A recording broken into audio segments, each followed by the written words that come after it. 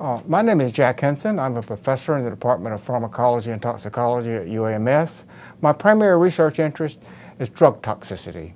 I have spent a great deal of time studying the toxicity of the analgesic acetaminophen. Acetaminophen is sold under a variety of trade names, including the trade name of Tylenol and Excedrin. It is also sold in prescription form under names such as Vicodin and Percocet, which are very frequently prescribed medicines.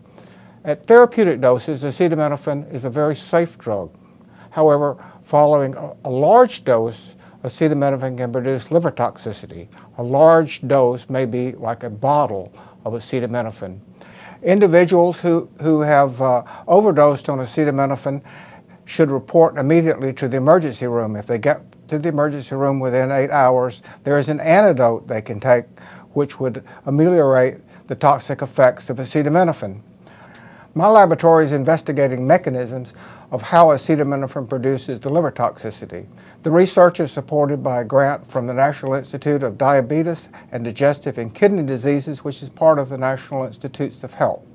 The toxicity is not produced by the parent compound, but is produced by a reactive metabolite. The reactive metabolite at therapeutic doses is efficiently detoxified by a small molecular weight substance called glutathione, whereas when you take a very large dose, the reactive metabolite is not efficiently detoxified and it covalently binds to protein. The amount of covalent binding has been shown to be an index of the toxicity, whereas other events we believe are important in the toxicity. We believe that acetaminophen, the covalent binding, and the glutathione depletion cause an oxidative stress reaction, which is centered in the mitochondria. This causes the mitochondria to lose their function. The function of mitochondria is to produce ATP, and losing ATP leads to cell death.